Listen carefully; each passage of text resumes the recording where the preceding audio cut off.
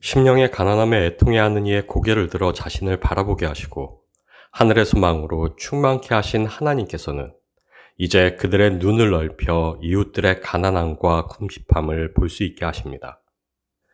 하나님께로부터 받은 위로와 소망으로 또 다른 가난한 이의 위로와 소망일 수 있게 하시고 긍휼히 여김을 받게 하신 그 긍휼로 또 다른 이를 긍휼히 여길 수 있게 하십니다.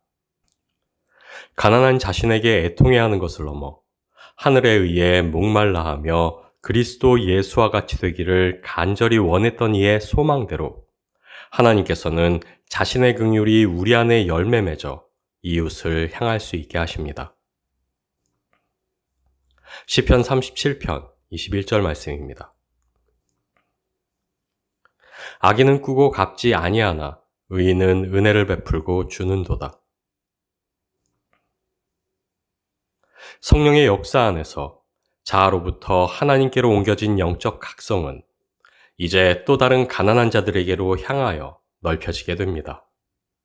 마음만이 아닌 실제적으로 기뻐하는 자들과 함께 기뻐하며 우는 자들과 함께 울게 됩니다.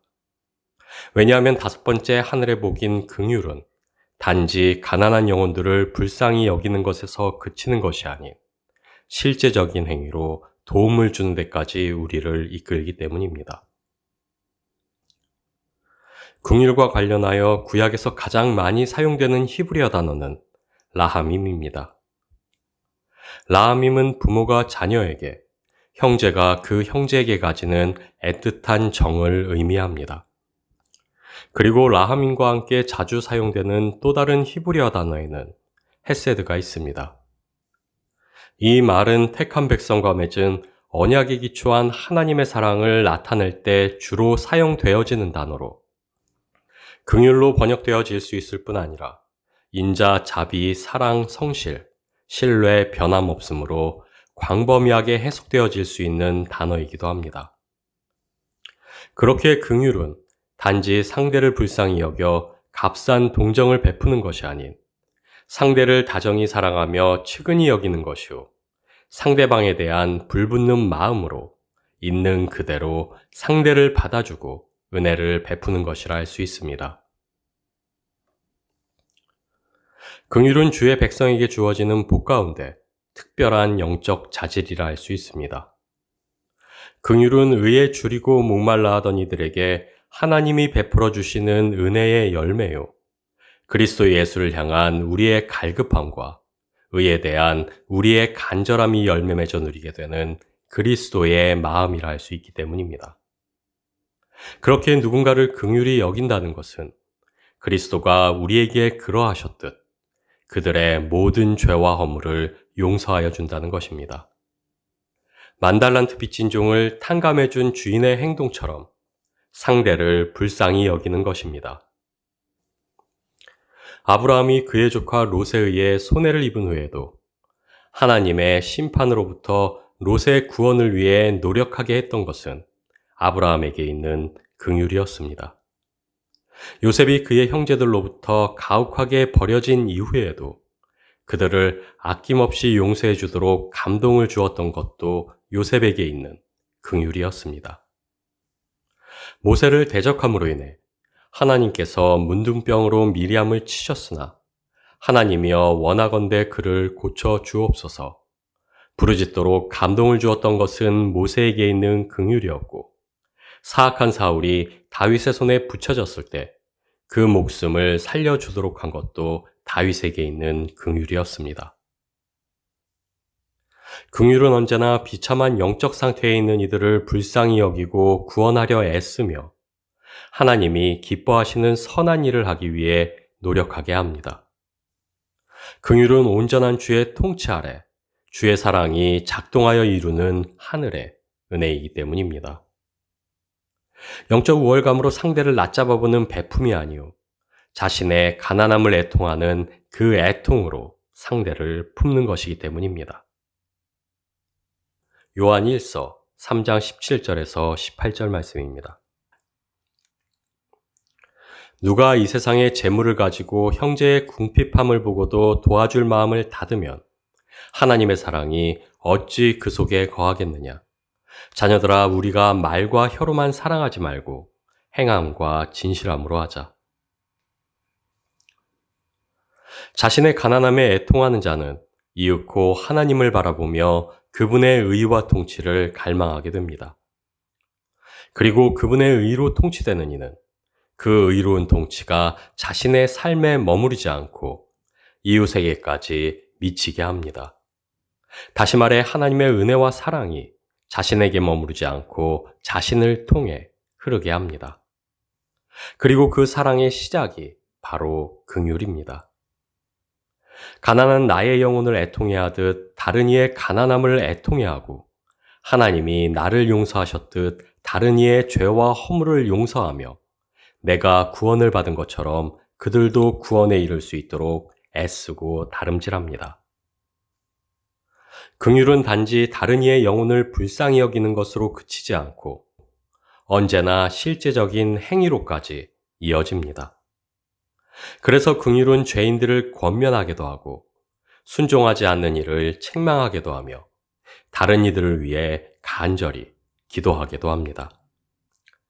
그래서 긍휼은 가난한 영혼에게 영적인 도움을 주는 것에 그치지 않고 실질적으로 가난한 이웃들에게 물질적 도움을 주는 데까지 나아가게 합니다. 그래서 하나님은 이스라엘에게 단순히 악을 금하는 금기의 율법이 아닌 실제적인 선을 행하도록 하는 긍휼의 율법을 주셨습니다. 일곱째 해에는 갈지 말고 묵혀두어서 내 백성의 가난한 자들이 먹게 하라. 그래서 하나님은 이스라엘에게 희년을 명령하시고 지키게 하셨습니다. 매 3년 끝에 그의 소산의 10분의 1을 다 내어 내 성읍에 저축하여 너희 중에 분깃이나 기업이 없는 레위인과 내 성중에 거류하는 객과 및 고아와 과부들이 와서 먹고 배부르게 하라. 그래서 하나님은 가난한 자들을 위한 11조를 제정하셨습니다. 너희가 너희 땅에서 곡식을 거둘 때에 너희 반 모퉁이까지 다 거두지 말고 가난한 사람과 거류민을 위하여 버려두라.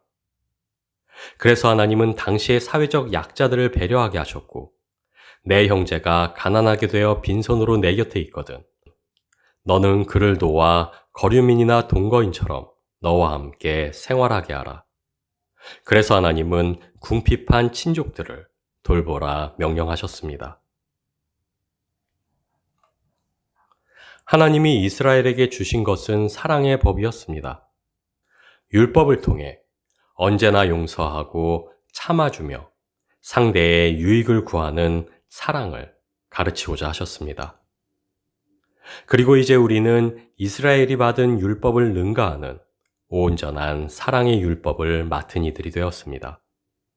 율법의 마침이 되시는 그리스도 예수 안에서 주님이 완전케 하신 그 의로 살아가는 이들이 되었습니다.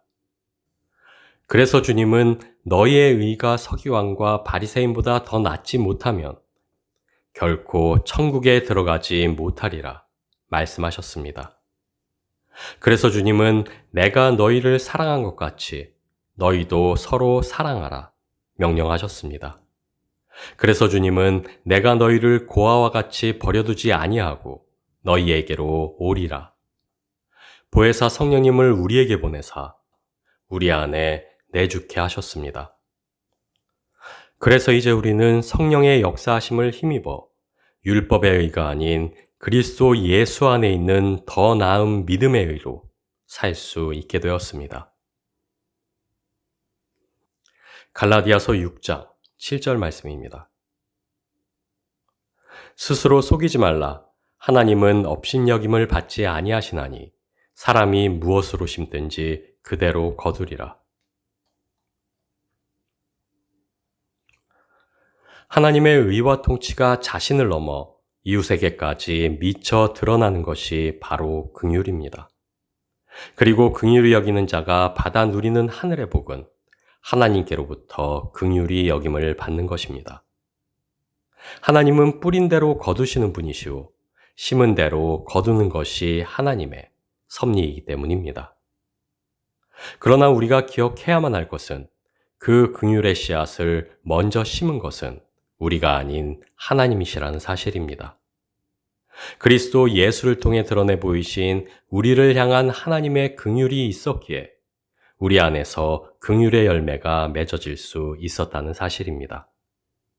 그렇기에 긍휼히 여기는 자가 긍휼히 여김을 받을 것이라는 주님의 가르침은 우리의 행동 여해에 따라 하나님이 우리를 긍휼히 여기실 것인가를 결정하신다는 의미는 아니라 할 수 있습니다. 어린 시절 부모의 지극한 사랑을 알고 자라났다 할지라도 결국 부모가 되었을 때에야 그 사랑의 무게를 실감할 수 있게 되는 것처럼 우리를 향한 하나님의 긍휼 또한 그러합니다. 하나님의 긍휼을 이미 맛본 우리일지라도 다른 이를 긍휼히 여길 때 비로소 그분의 긍휼을 깊이 이해할 수 있게 되기 때문입니다. 긍휼의 열매가 맺혀 우리 삶으로 드러날 때 비로소 우리는 우리 안에 심겨진 하나님의 긍휼의 어떠함을 명확히 인지할 수 있게 되기 때문입니다. 긍휼히 여기는 자는 복이 있나니 저희가 긍휼히 여김을 받을 것이며 우리가 사랑 안에서 서로를 긍휼히 여겨야만 하는 이유는 자명합니다. 하나님과 원수되었을 때에 그 어떤 것도 개의치 아니하시고 우리를 긍휼히 여겨주신 하나님의 그 사랑을 우리는 이미 받은 자들이기 때문입니다. 물론 이것이 그 사랑이 마땅히 갚아야만 하는 우리의 빚이 되었다는 말은 아닙니다. 왜냐하면 그 사랑과 우리의 구원은 오직 하나님의 은혜이기 때문입니다. 단지 그 사랑을 받은 우리만이 그 사랑이 어떠한지를 알기에 그 사랑으로 사랑할 수 있다는 말입니다. 그 사랑으로 사랑할 수 있는 우리이기에 하나님이 우리를 기뻐하시며 기대하신다는 의미입니다. 하나님은 우리가 구원받은 자답게 하늘의 열매를 맺는 인생들이기를 원하십니다. 그러나 그것이 하나님이 그리스도를 통해 이미 지불하신 구원의 값을 우리에게 요구하신다는 말은 아닙니다. 왜냐하면 우리의 열매는 우리가 그분의 사랑 안에 온전히 거할 때 하나님이 맺게 하시는 은혜이기 때문입니다. 열매 맺는 우리를 요구하시는 하나님의 진짜 바램은 우리가 그분의 사랑 안에 거하며 그분의 사랑을 떠나지 않는 것입니다. 그분의 사랑을 알고 그분의 사랑 안에서 평화와 안식을 누리는 것입니다.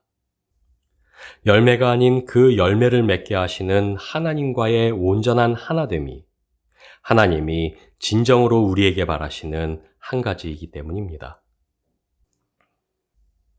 하나님께서는 이미 성령님을 통해 우리 안에 착한 일을 시작하셨습니다. 그리고 그리스도 예수의 날까지 이루실 것입니다. 주께서 이루실 이 소망 안에서 그리스도 예수를 믿는 그 믿음으로 그래서 우리는 단지 그분과 그분의 사랑을 구하고 찾고 두드릴 뿐입니다.